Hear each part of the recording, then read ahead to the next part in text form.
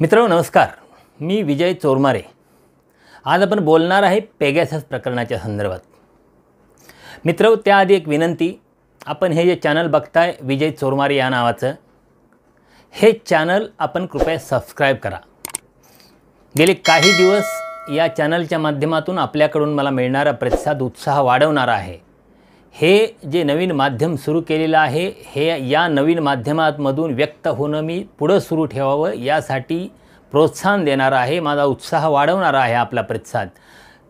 तर याच प्रतिसादाला अधिक वृद्धिंगत करण्यासाठी आपण हे चॅनल सबस्क्राइब करा, स्वतः सबस्क्राइब करा, आपल्या संबंधितांना, आपल्या मित्रांना सबस्क्राइब करा आणि आपली भूमिका पुढे नेण्यासाठी मदत करा, सहकार्य करा ही विनंती करतो। आणि मी आपल्या मूळ विषयाकडे वळतो। तुम्हाला जर एखादी गोष्ट गुप्त ठेवायची असेल तर ती तुम्हाला स्वतःपासूनही लपवता आली पाहिजे। हे वाक्य आहे जॉर्ज ऑरवेल याच्या 1984 या कादंबरीतलं।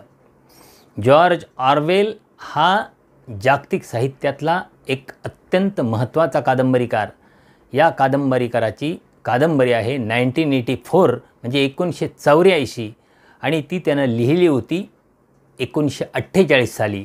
म्हणजे जॉर्ज ऑरवेलचं निधन झालं त्याच्या वर्षभरापूर्वी आधी त्यानं ही कादंबरी लिहिली होती।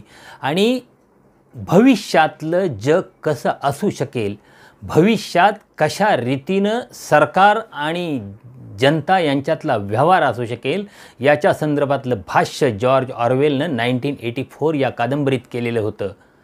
खरं तर त्यावेळी अनेकांना ही अतिशयोक्ती वाटली असू शकेल, पण आज जेव्हा पेगाससच्या निमित्तानं एक भीषण असं वास्तव आपल्या समोर आलेलं आहे, तेव्हा आपल्या लक्षात येतं की जॉर्ज ऑरवेल हा किती दूरदृष्टीचा लेखक होता किंवा एखादा लेखक किती दूरदृष्टीचा असू शकतो हे आपल्याला जॉर्ज ऑरवेलच्या या कादंबरीच्या निमित्तानं आपल्याला दिसून येतं।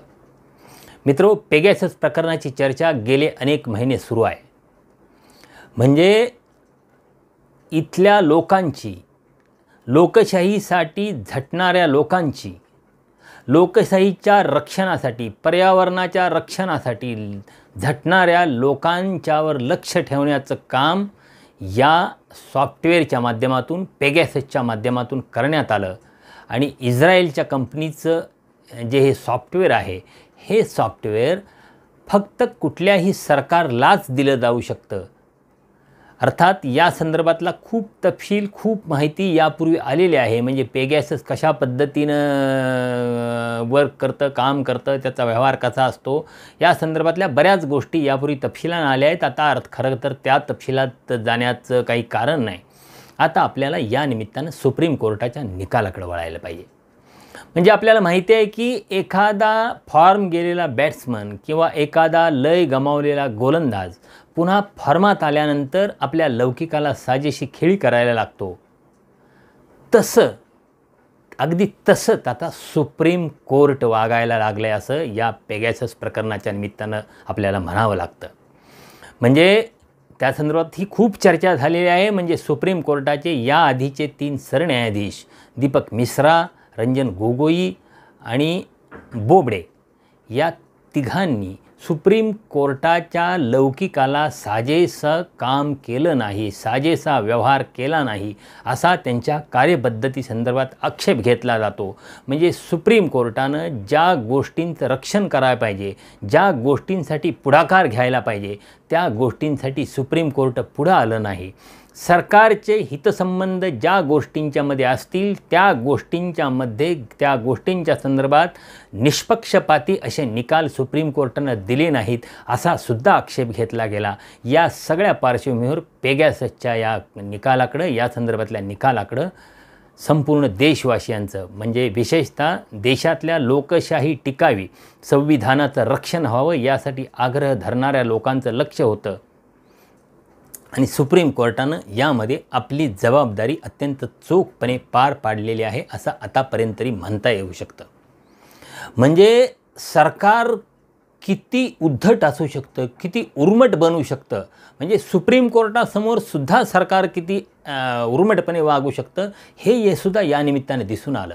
म्हणजे या संदर्भात आम्ही प्रतिज्ञापत्र देणार नाही, या संदर्भात आम्हाला काहीच म्हणायचं नाही असं म्हणण्यापर्यंत धाडस सरकारचं या प्रकरणात गेलं, पण सुप्रीम कोर्ट सरकारच्या या पवित्र्याला घाबरलं नाही, डगमगलं नाही. त्यांनी आपलं कर्तव्य काय आहे ते ओळखलं, त्यासाठी आवश्यक तो वेळ घेतला. खरं तर पेगॅसस संदर्भातल्या अनेक याचिका दाखल झाल्यानंतर त्याची दखल घेऊन त्या संदर्भात योग्य कार्यवाही करण्यासाठी सुप्रीम कोर्टानं वेळ घेतला. कारण सुप्रीम कोर्टाचं म्हणणं असं होतं की या प्रकरणाच्या चौकशीसाठी जी माणसं असायला पाहिजेत असं आम्हाला वाटत होतं, किंवा ज्या लोकांची नावं आमच्या समोर होती त्यांच्याशी संपर्क साधण्यात, त्यांना त्यासाठी तयार करण्यात वेळ गेला. त्यामुळं आम्हाला या संदर्भात काही वेळ घ्यावा लागला.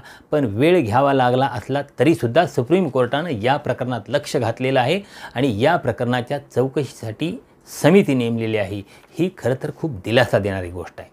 अर्थात ही समिती कसं काम करते, समिती कशा पद्धतीनं काम करते, कारण यापूर्वी आपल्याला जे कृषी कायदे आहेत त्या कृषी कायद्यासंदर्भाची समिती नेमलेली होती, ती समिती वादग्रस्त ठरलेली होती. त्या समितीमध्ये सगळे तज्ज्ञ जे नेमलेले होते ते कृषी कायद्यांचे समर्थक नेमलेले होते असा आक्षेप घेण्यात आला.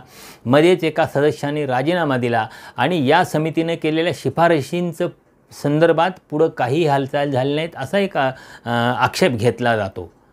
त्याच्याही आधी आपल्याला एकूण राफेल प्रकरणाच्या संदर्भात सुप्रीम कोर्टानं कशा रीतीनं व्यवहार केला आणि सगळे आक्षेप धुडकावून सुप्रीम कोर्टानं राफेलच्या व्यवहारात सरकारच्या सुरात सूर मिसळून त्याच पद्धतीनं कसा निकाल दिला हे आपण बघितलेलं आहे.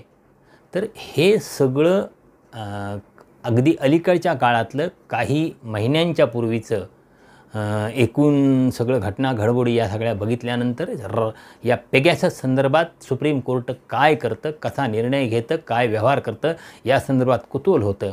आणि अर्थात सुप्रीम कोर्टानं त्या संदर्भातलं खूप मोठं धाडस दाखवलेलं आहे. केंद्र सरकारच्या भूमिकेच्या विरोधात जाऊन या संदर्भात आपली जबाबदारी पार पाडण्यासाठी जी पावलं उचललेली आहेत ती पावलं अत्यंत महत्त्वाची आहेत. आणि या प्रकरणाच्या चौकशीसाठीची समिती नेमलेली आहे आणि समितीसाठी 8 आठवड्यांचा कालावधी दिला आहे. अर्थात 8 आठवड्यांचे 10 आठवडे होऊ शकतात, 12 आठवडे होऊ शकतात. पण 2022च्या सुरुवातीला या संदर्भातले काही जो अहवाल आहे या समितीचा का या संदर्भातली सुनावणी पुढं सुरू होऊ शकते. तर मला वाटतं इथं 2-3 महत्त्वाच्या गोष्टी आहेत. म्हणजे सुप्रीम कोर्टानं समितीला काही गोष्टींच्या शिफारशी करायला सांगितल्यात, काही मुद्द्यांच्या अनुषंगानं विचार करायला सांगितलेला आहे. ते म्हणजे सायबर सिक्युरिटी आहे, ती सायबर सिक्युरिटीची सुधारणा कशी करायची, माणसांचा खाजगीपणा कसा जपायचा, म्हणजे माणसांच्या खाजगीपणावर अतिक्रमण करण्याचं प्रमाण गेले काही दिवस वाढत चाललेलं आहे. अगदी साधं उदाहरण आहे या संदर्भात देता येऊ शकतं. म्हणजे तुमचं पॅन कार्डला आधार कार्ड जोडणं हे तुमच्या खाजगीपणावरचं आक्रमण आहे हे कुणी लक्षातच घेत नाही. म्हणजे एखाद्याला वाटत असेल की आपण कुठं गेलो आहोत, कुठं प्रवास करतो आहोत हे कुणाला कळू नये. पण ज्यावेळी तुमचं पॅन कार्डला आधार कार्ड अटॅच असतं त्यावेळी तुमचे सगळे ऑनलाईन होणारे आर्थिक व्यवहार तिथं सरकारकडे जाऊ शकतात आणि सरकार तुमच्यावर लक्ष ठेवू शकतं. तर हे यातलं गांभीर्य कुणाच्या लक्षातही आलं नाही. तर हा एकूण सरकार माणसांच्या खाजगीपणावर रोजच्या रोज दिवसेंदिवस नवनवी अतिक्रमण करतं आहे. तर हा खाजगीपणा कसा जपता येऊ शकेल या संदर्भात समितीने शिफारशी करण्याची विचारणा केलेली आहे. सायबर अटॅक होतात, ते सायबर अटॅक रोखण्याच्या संदर्भात काही शिफारशी करायला सांगितलेलं आहे. आणि याच संदर्भात एकूण न्यायालयाकडं काही ज्या शिफारशी करायच्या असतील, काही सुधारणा सुचवायच्या असतील त्या संदर्भात या समितीला स्वातंत्र्य दिलेलं आहे. समितीत आणला वाटलं की आपल्यात आहेत ते सदस्य काही या एकूण विषयाचा विचार करण्यासंदर्भात परिपूर्ण नाहीत, तर वेगळ्या विषयातले तज्ज्ञसुद्धा घेण्याची मुभा दिलेली आहे. खरं तर एक व्यापक समिती केलेली आहे. या एकूण विषयाच्या संदर्भानं हा प्रश्न नैतिक आहे, हा प्रश्न तांत्रिक आहे, हा एकूण माणसांच्या खाजगीपणावरचा, माणसांच्या लोकशाही अधिकारांच्यावरचा अतिक्रमण आहे, हल्ला आहे. तर सुप्रीम कोर्टानं हे प्रकरण गंभीर घेतलं, ही खूप महत्त्वाची गोष्ट आहे. त्याबद्दल सुप्रीम कोर्टाचं अभिनंदन करायला पाहिजे. आणि राफेलप्रमाणे हा विषय पुढच्या काळात सरकारच्या सूर मिसळून विरून जाऊ नये अशी अपेक्षा करायला पाहिजे असं मला वाटतं. धन्यवाद.